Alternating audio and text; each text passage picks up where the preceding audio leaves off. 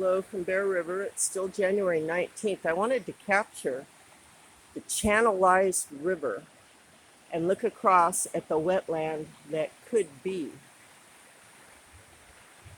This is an example of how this river has been discriminated against throughout history.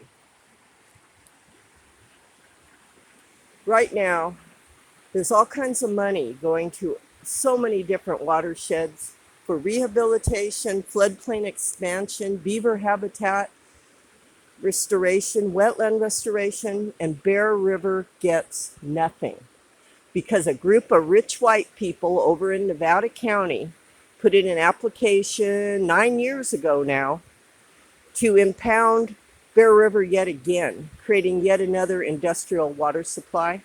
And because they did that, everything good here stopped.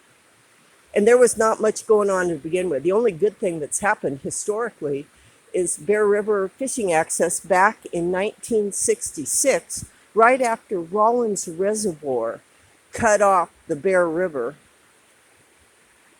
and impounded 65,000 acre feet above the Highway 174 crossing. Since that time, this river has been neglected, and the beer wagons, Chris Beer Wagon on the board of directors has referred to this river as a low elevation drainage ditch. Well, yeah, that's how it's being treated. That's how he sees it.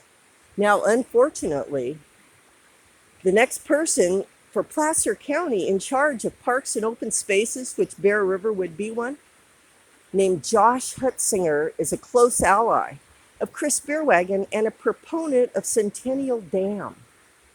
I'm extremely disheartened with this very bad news that someone that wants to further exploit our river and treat it like a low elevation drainage ditch, which is what it looks like right here. There's the wetland over there, disconnected and channelized. Yep, just like a drainage ditch. Is that what we want? Is that how we want our rivers treated?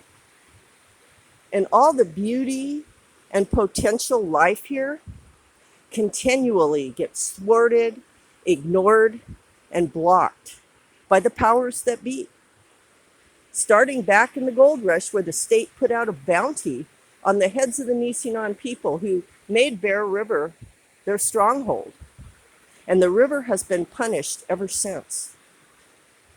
Dam at Rawlins, dam at Camp Far West, dam at Combi, and then they want to do another. It's appalling. And then we try to put in a trail. We try to do resource grant for restoration of the floodplain right over there. Beaver habitat. The beavers have moved in upstream and have been there for at least a decade.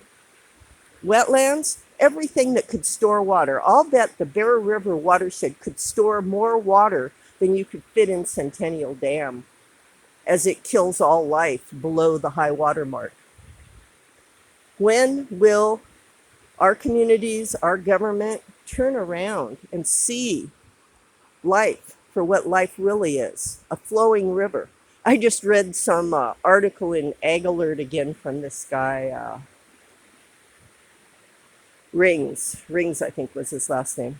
And he just can't understand why we didn't build Auburn Dam. We wouldn't have any of these problems. Well, Auburn Dam was on an earthquake fault.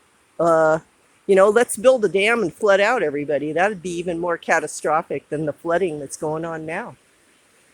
The short-sighted, ignorant latherings of people is very disheartening. And fortunately, the state so far isn't listening to them. How long will that last? I don't know. They keep saying the same stuff over and over, like repeating lies would make it true. Where have we heard that before?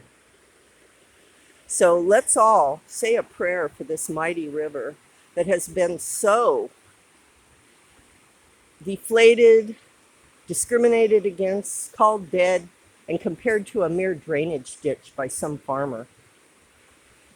We need to rise out of the ashes of the river fire, rise out of the ashes of the horrible lack of mentorship, lack of stewardship, and disregard for we who live here and the river that flows.